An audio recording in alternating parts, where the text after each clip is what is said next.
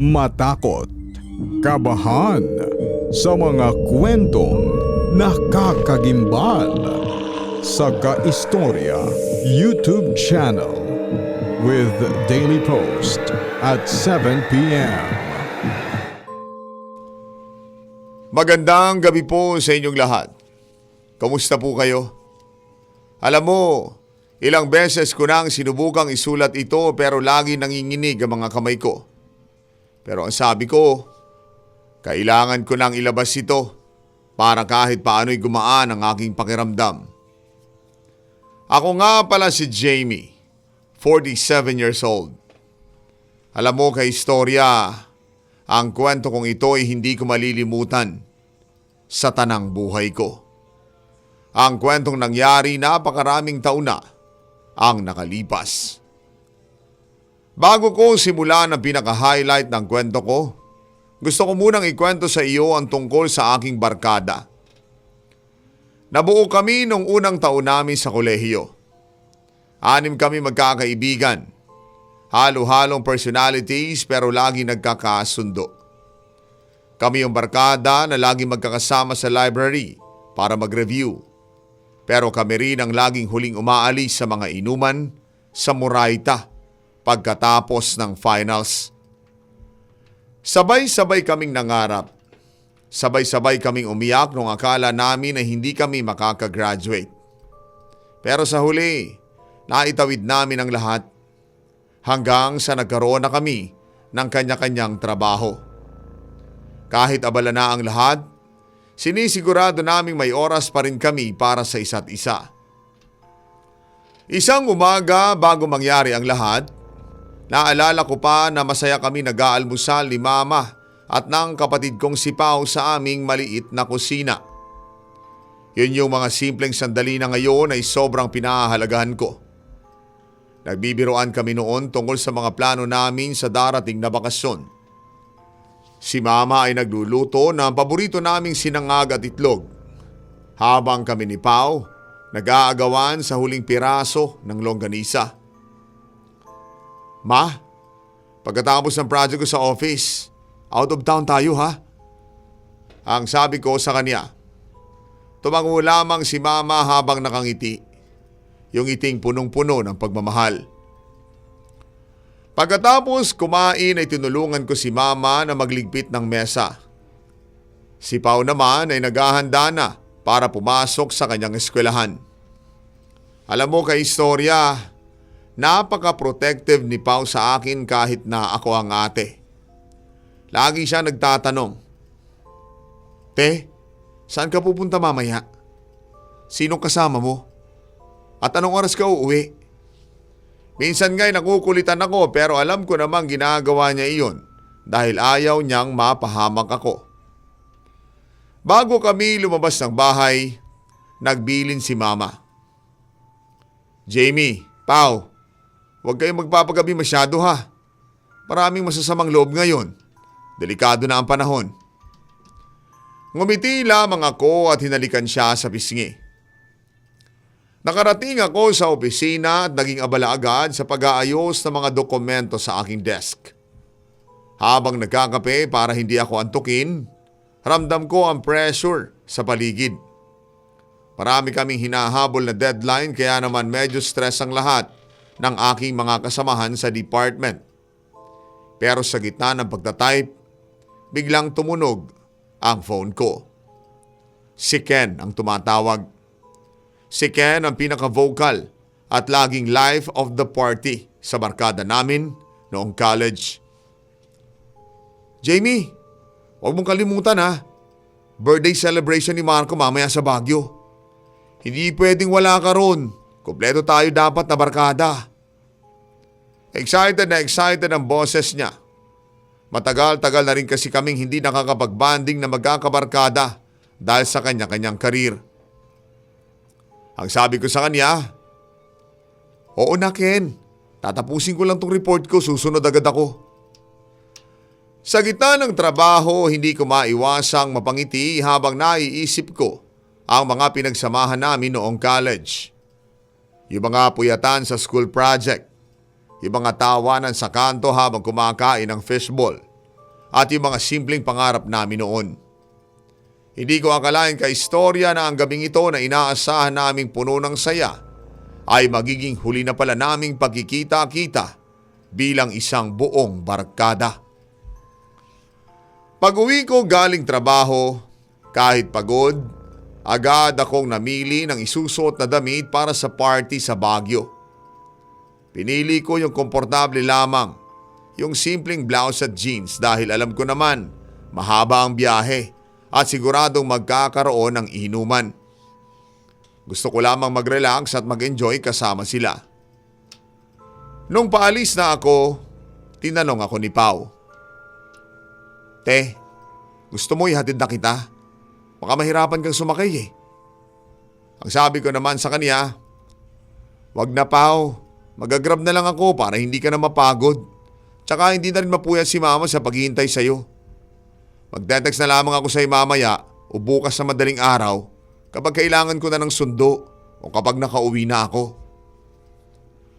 Bago ako tuluya makalabas ng pinto, hiningi ni mama ang contact number ng isa sa mga kaibigan ko para lamang sa emergency.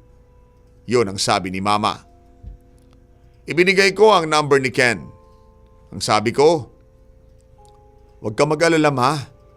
Maayos sila mga kasama, lalo na si Ken. Kilala niyo naman yun, di ba?" Sa madaling salita ay nakarating ako sa venue sa Baguio.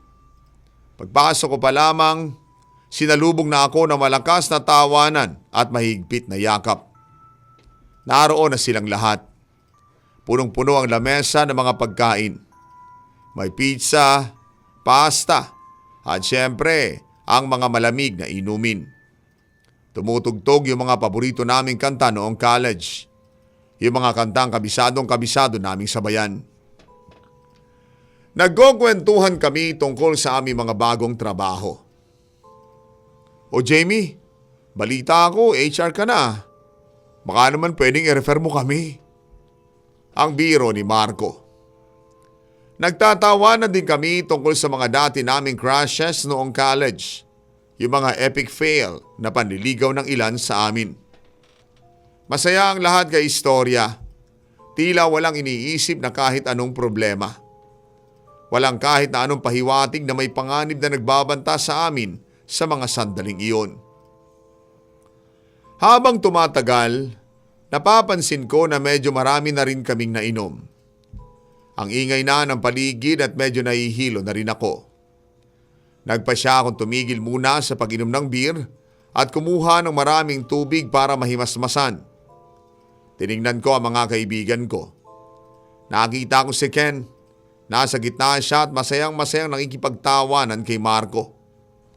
Kitang-kita mo sa kanya ang sigla, yung saya na laging daladala niya para sa aming lahat. Bandang 1:30 na madaling araw nung magpa siyang magsipag-uwian ang lahat. Alam mo naman kay istorya, kahit masaya ang kwentuhan, kailangan pa rin humarap sa realidad dahil may mga pasok pa kami sa trabaho kinabukasan. Dahil medyo ramdam ko na yung hilo ko mula sa mga nainom kong beer at dahil wala naman akong dalang sariling sasakyan, kinuha ko ang phone ko at tenext ko ang kapatid kong si Pao. Ang sabi ko, "Pao, tapos na kami. Sunduin mo na ako dito sa tapat ng venue." Habang naghihintay, inalok ako ng mga kaibigan ko lalo na ni Ken. "O Jamie, halika na. Sumabay ka na sa amin. Kasya pa naman tayo dito sa kotse ko eh." Ang sabi pa ni Ken habang binubuksan ang pinto ng kanyang sasakyan. Pero nang tiningnan ko yung loob, 6 na sila doon. Sobrang sikip na kay istorya. Para bang sardinas na sila sa loob at ayaw ko namang makigulo pa sa kanila, lalo na nga't nahihilo na ako. "Wag na Ken, salamat na lang. Tenext ko na si Pao eh. Parating na rin yun. Mauna na kayo para hindi na kayo masyadong mapuyat pa." Ang sagot ko pa sa kanya. Hindi agad umalis si na Ken. Mabait yang si Ken kay istorya. Talagang sinigurado muna nila na ligtas ako habang nag-aantay sa kalsada. Hinintay muna nilang dumating si Pao bago sila humarurot. Maya-maya lamang, dumating na nga ang kotse ni Pao. Nagpaalam na kaming lahat sa isa't isa. Kaway dito, kaway doon. Oh, mag-ingat kayo ha. Text-text na lang bukas. Ang sigaw ni Marco mula sa loob ng sasakyan ni Ken. Nagkasundo kaming lahat na magkakasunod lamang kaming bibiyahe dahil isa lamang naman ang daan naming lahat pa uwi. Habang nasa loob na kami ng sasakyan ni Pao, ramdam ko yung gaan ng loob ko dahil kasama ko ang aking kapatid. Dahan-dahan namin binabaybay ang kahabaan ng kalsada. Pagdating namin sa isang stoplight, nagkataon na nagkatabi pa ang sasakyan ni Ken at ang aming sasakyan. Pula pa kasi ang ilaw kaya naman huminto kami. Sumilip si Ken sa bintana. Kumaway pa siya sa amin at ngumiti ng napakalapad. Yung ngiti na hinding-hindi ko makakalimutan. Pag-green na pag-green ang signal, humarurot agad ang kotse ni Ken. Nakasunod lamang kami sa kanila na may ilang metrong distansya. Kitang-kita namin yung pulang taillights ng kotse nila dahil halos kami lamang naman ang tao sa kalsada ng oras na iyon. Dahil sa epekto ng alak at sa lamig ng aircon sa loob ng kotse ni Pao, nagsimula akong antukin. Ang sarap ng pakiramdam na nakaupo ka lamang habang may nagmamaneho para sa iyo. Isinandal ko ang ulo ko sa bintana at unti-unting ipinikit ang mga mata ko habang pinagmamasdan ang mga pose ng ilaw na aming nadadaanan. Nang bigla na lamang ako napasubsob sa may unahan, nang biglang nagpreno ng napakalakas si Pao. Ano ba yan, Pao? Ang tanong ko habang kinukuskus ang aking mata at noo. May tumatawid dati. Tingnan mo. Ang sabi ni Pao na parang nagtataka rin. Tumingin ako sa may unahan. May isang matandang lalaki na dahan-dahang tumatawid sa gitna ng kalsada. Kaistorya, alas 2 na yata na madaling araw tapos napakadilim sa parting iyon ng kalsada. Napaka-weird ang suot ng matanda. Parang hindi pang alis. At ang bagal-bagal niyang maglakad. Parang wala siyang naririnig na ingay ng makina o kahit ano. Huminto kami para bigyan siya ng daan. Nagtaka kami magkakapatid kung bakit may matanda pang gising at naglalakad sa ganitong oras sa gitna ng kalsada. Nung nasa tapat na siya ng harapan ng aming kotse, bigla siyang huminto. Hindi siya nagpatuloy sa pagtawid. Lumingon siya ng diretso sa aming magkapatid. At kaistorya, ang mukha niya, walang emosyon, walang ngiti, walang galit, blanko lang. At ang kanyang mga mata, tila nakatitig sa aming mga kaluluwa. Tumagal iyon ng ilang segundo bago siya dahan-dahang nagpatuloy sa paglalakad hanggang sa makarating siya sa kabilang gilid. Pagkalagpas ng matanda, muling pinaandar ni Pao ang kotse. Hinanap ng mga mata ko yung sasakyan ni Ken pero hindi ko na sila matanaw sa may unahan. Ang bilis naman nila.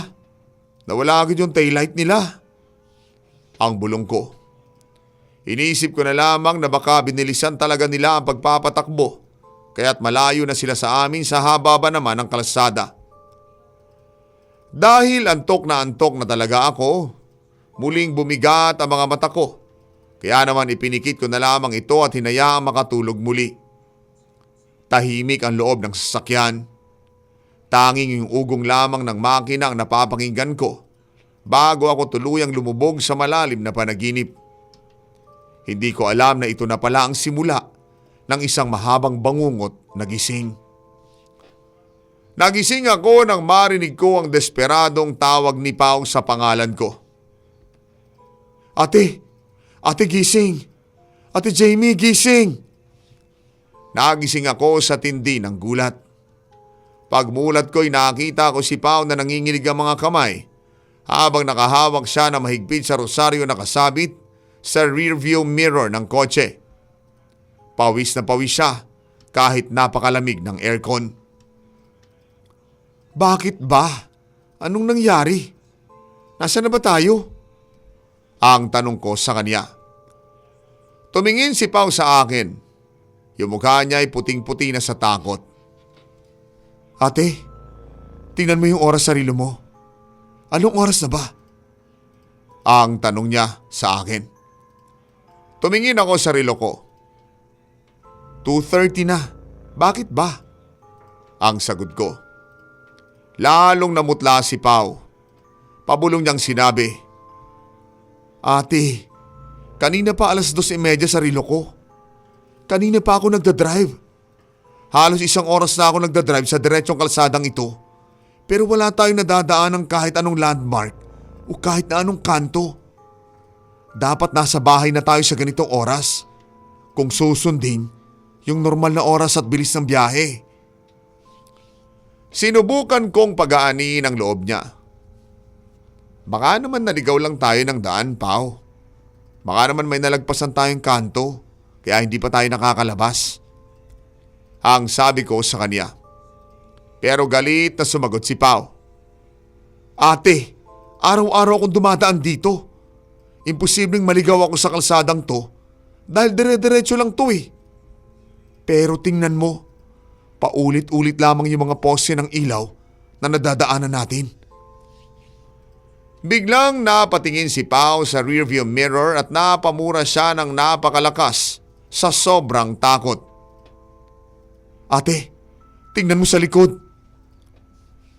Lumingon ako sa likod dahil akala ko may ibang sasakyang humahabol sa amin o may aksidenteng nangyari. Pero kay istorya, ang nakita ko ay mas matindi pa sa kahit anong katatakutan.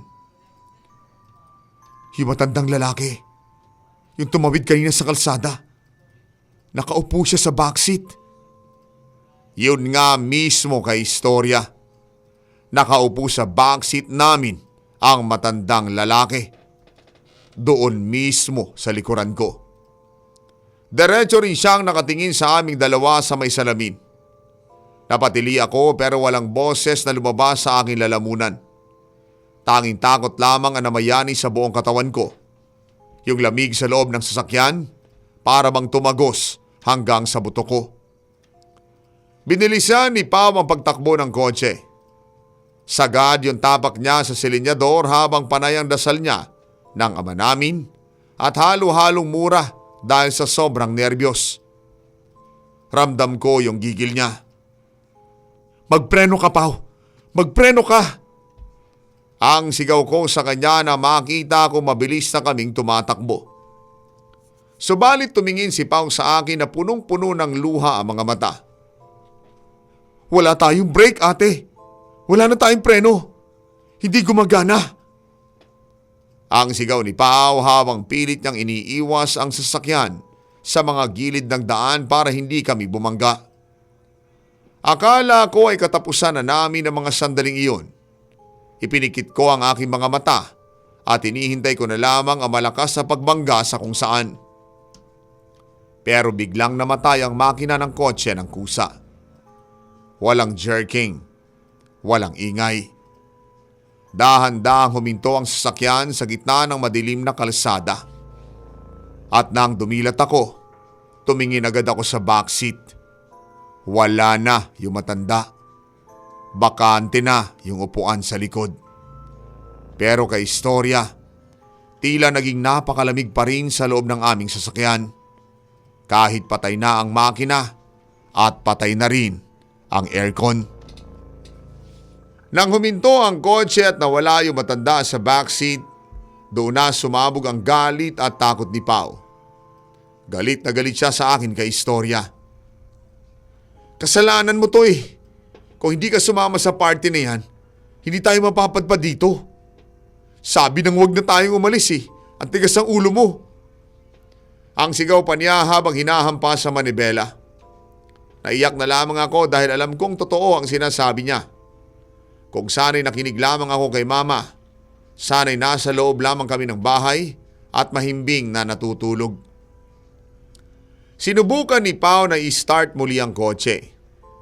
Pihit siya ng pihit sa susi pero ang napapakinggan lamang namin ay yung tunog na parang ayaw kumagat ng makina. Ayaw talaga ate. Tuyo na yata ang baterya o kaya sira yung makina eh. Ang sabi pa ni Pao na naiiyak na rin sa frustration. Bago naman kami umalis sa party, maayos ang kanyang sasakyan. Kaya naman hindi namin maintindihan kung bakit bigla itong tumirik sa gitna ng daan. Ate, tumawag ka ng tulong. Tawagan mo si Ken. Baka hindi pa sila ganon kalayo. Ang utos pa sa akin ni Pao. Agad kong kinuha ang cellphone ko sa bag.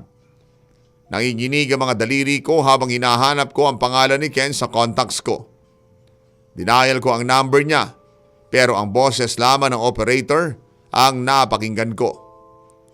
The subscriber you are calling is not available. Sinubukan ko si Marco, si Sarah, at ang iba pa namin mga kaibigang nauna sa amin. Pero lahat sila out of coverage area. Nagtaka ako kay istorya.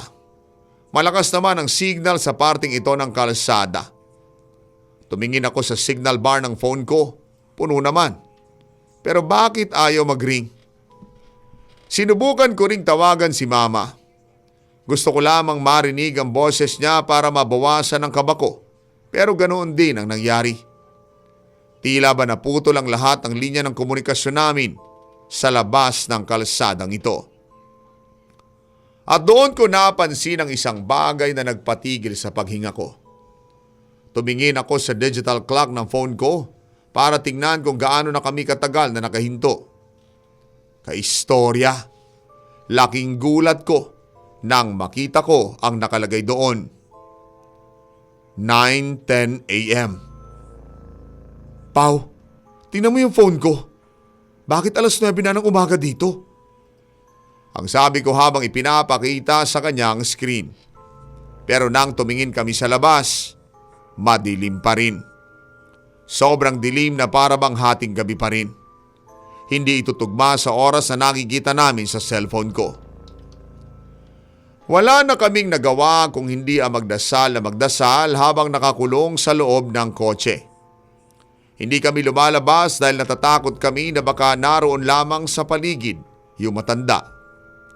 Sa mahabang oras na paghihintay namin, napansin namin na wala talagang ibang sasakyan na dumadaan. Kahit isang tricycle o delivery truck, wala kaming nasasalubong. Para kaming nasa isang abandonadong mundo. Matapos ang hindi namin alam kung gaano kahabang sandali, biglang nag-start muli ang kotse. Hindi na kailangang pihitin na matagal ni Pao. Isang click lamang, umugong na ang makina ng walang dahilan. Yun! Ate, aalis na tayo. Aalis na tayo dito. Ang sigaw ni Pao. Mabilis niyang inapakan ng silinyador. Todo iyak na kaming dalawa habang bumibiyahe dahil pakiramdam namin, paikot-ikot lamang kami sa iisang lugar.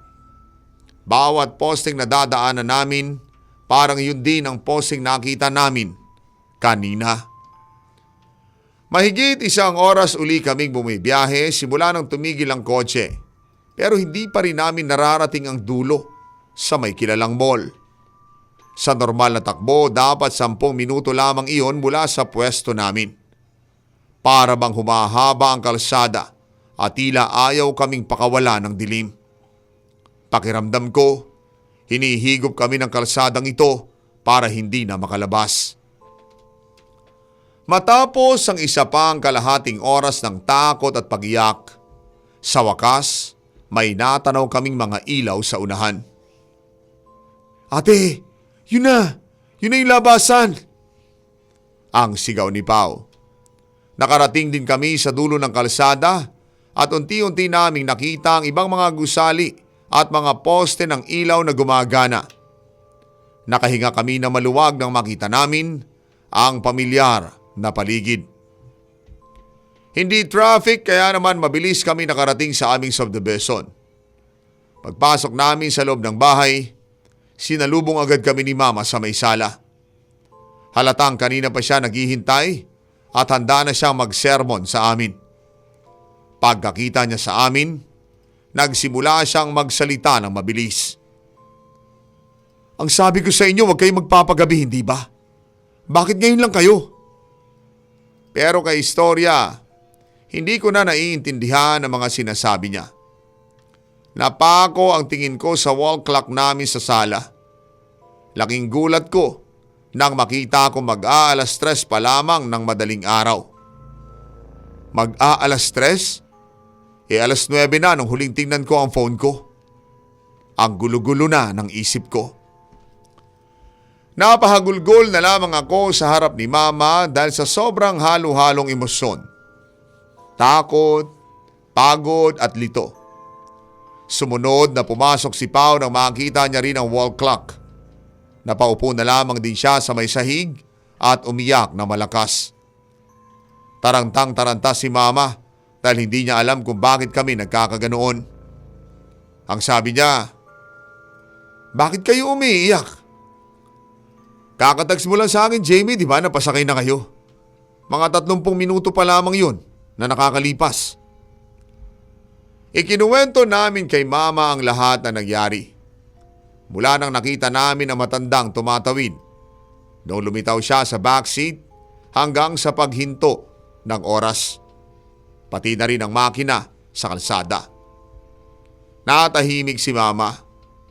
Namutla rin siya at sinabing may mga kwento nga siyang napapakinggan tungkol sa mga ligaw na kaluluwa o mga elementong nagpapakita sa parteng iyon ng kalsada para paglaruan ang mga bumibiyahe. Dahil sa matinding takot, nagpasya kaming 3 matulog na lamang na magkakatabi sa iisang kama sa kwarto ni Mama. Ilang oras pa lamang kami nakakatulog ni Pao nang bigla kaming gisingin ni Mama. "Jamie, Pao, gising. May mga pulis sa ibaba. Hinahanap kayo." Ang sabi ni Mama na halatang kinakabahan din. Kinabahan din ako agad. Bakit may pulis? May nagawa ba kaming violation sa kalsada kagabi? Bumaba ako at hinarap ko ang mga pulis sa may sala. Tinanong nila ako, "Ikaw ba si Jamie? Kailan mo huling nakasama sina Ken at ang iba niyo pang kaibigan?" Ang sabi nila, kailangan daw nila ng statement ko para makatulong sa isinasagawa nilang investigasyon tungkol sa isang insidente kagabi. Takang-taka ako kung bakit nila ako tinatanong. "Bakit po? Ano po bang nangyari sa kanila? Kasama ko lang ho sila kagabi sa Baguio eh." Ang sagot ko. At doon na ibinagsak ng pulis ang balitang nagwasak sa puso ko. "Patay na lahat ang mga kaibigan mo, Jamie. Naaksidente sila sa kalsada kagabi. Ang kotse nila bumangga sa isang malaking puno at nahulog sa bangin. Ayon sa investigasyon, nangyari ang aksidente bandang 1:30 ng madaling araw." Napahawak ako sa may pader kay istorya. 1:30? Yun yung oras na kakakalas lang namin sa party. Yun yung oras na nakita namin kumaway pa si Ken bago siya humarurot. Ibig sabihin, nung oras na nakita namin silang dumaan sa stoplight at kumaway si Ken sa amin, wala na pala sila. Kaistorya, hindi ako makapaniwala sa sinabi ng pulis. Paulit-ulit kong sinasabi sa kanya, "Sir, baka nagkakamali kayo. Kasunod lang namin sila eh. Kumaway pa nga si Ken sa stoplight." Pero umiling lamang ang pulis. Ang sabi niya, wala raw silang nadaanan o nakitang kahit anong ibang sasakyan sa area nung rumesponde sila. Dead on arrival silang lahat sa ospital kay istorya. Yuping-yupi ang kanilang kotse. Parang lata ng sardinas na tinapakan. Parang mababaliw kami noon ni Pao dahil sa gulo ng mga pangyayari. Sa isip ko, paanong naaksidente sila ng 1:30? Samantala ng mga oras na iyon kasabay pa namin sila. Ang ibig sabihin ba, Yung kotseng nakita naming humarurot nung nag-green ang ilaw, hindi na sila. O baka yung matandang nagpakita sa amin ng dahilan kung bakit hindi namin sila naabutan. Ikinuwento ko sa pulis ang lahat. Mula sa matandang tumawid hanggang sa paglitaw niya sa aming backseat. Ang sabi ko, baka ganoon din ang nangyari sa mga kaibigan ko, kaya naman sila biglang lumihis ng daan. Pero kay istorya, tila hindi naniwala ang mga pulis. Ang tingin nila sa akin ay lasing lamang o guni-guni lamang ang aking naiisip dahil sa trauma. Ang lumabas sa official report, lasing daw ang driver kaya bumangga. Napakasakit isipin na habang nakikipaglaban kami ni Pao sa takot sa loob ng kotse, ang mga kaibigan ko pala ay binabawian na ng buhay sa iisang kalsada. Kinabukasan, pinuntahan namin ni Pao ang eksaktong lugar kung saan nangyari ang aksidente. Naroon ang mga debris, yung mga basag na bubog ng windshield at ang bakas ng gulong sa kalsada na tila biglang lumihis. Wala namang ibang sasakyang kabanggaan. Diretso silang sumalpok sa isang malaking puno. Pinuntahan din namin sa impounding area ang kotse ni Ken. Kaistorya, hindi ko ito matingnan na matagal. Yung harap ng sasakyan, halos pumasok na sa loob ng driver's seat. Isang malaking UP ang nagpapakita kung gaano kalakas ang naging impact. Doon ko naisip, kung sumabay ba ako kay Ken, kasama rin kaya ako sa mga kinuha? At ang sabi ni Pao, "Ate, kung sumama ka, wala ka na rin dito ngayon." Naging isang mahabang linggo ng burol para sa akin. Isa-isang kabaong ang hinarap ko. Mula kay Ken, kay Marco, hanggang sa huli naming kaibigan. Ang hirap kay istorya. Maraming magulang ang lumalapit sa akin. Nagtatanong kung ano ang huling sinabi ng mga anak nila bago sila umalis sa party. Hindi ko masabi ang totoo tungkol sa matanda. Ang lagi ko na lamang sinasabi, masaya po sila. Tumatawa po sila nung huli kami magkakasama.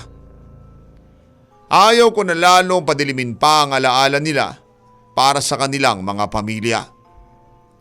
Nalaman ko rin sa mga kapitbahay malapit sa kalsadang iyon na marami na palang namamatay sa parting iyon. Ang sabi nila, may mga ligaw na elemento daw doon na naglalaro ng isip ng mga driver, lalo na kapag madaling araw at pagod ka. Doon ako napaisip kay istorya.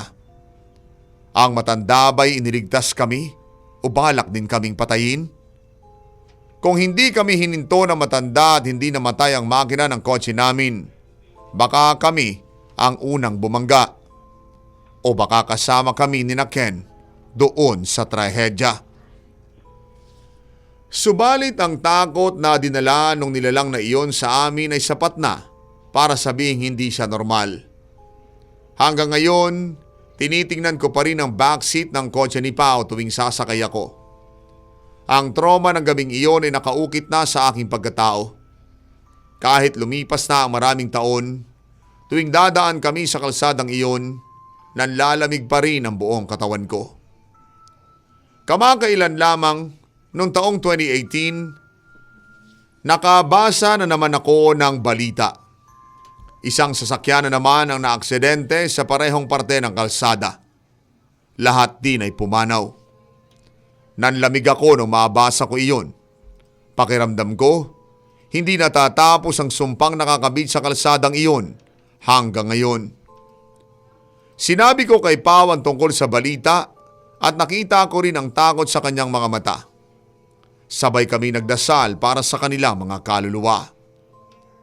Kaistorya, nagpapasalamat na lamang ako sa Panginoon dahil binigyan pa ako ng pagkakataong mabuhay at maikwento ang lahat ng ito sa iyo. Maraming salamat po. Gumagalang, Jamie. Jamie, hindi ko alam kung anong sasabihin ko sa tindi ng kwento mo. Napakasakit mawala ng mga kaibigan ng sabay-sabay sa isang iglap lang. Pero gaya nga ng sabi mo, may mga bagay sa mundo na hindi kayang ipaliwanag ng lohika o ng report ng pulis. Minsan, ang kamatayan ay may sariling oras at ang kaligtasan may sarili ding paraan. Maaaring yung matandang nakita nyo ay isang babala o isang harang para hindi kayo sumunod sa sinapit ng mga kaibigan ninyo. Ang nawawalang oras sa relo ninyo, isang misteryo na marahil hindi na natin malulutas. Pero ang mahalaga, nandito pa rin kayo. Pero huwag mong sisihin ang iyong sarili. Hindi mo kasalanan na ikaw ang nakaligtas. Binigyan ka ng extension sa buhay mo para sa isang dahilan. Gamitin mo ang buhay na ito para mabuhay na masaya para sa mga kaibigan mong hindi na nabigyan ng pagkakataon. At para sa ating mga kaistorya, laging tandaan, ang pag-iingat sa daan, hindi lamang tungkol sa husay sa pagdadrive, kung hindi maging tungkol din sa pakikinig sa ating pakiramdam at paghingi ng gabay mula sa itaas.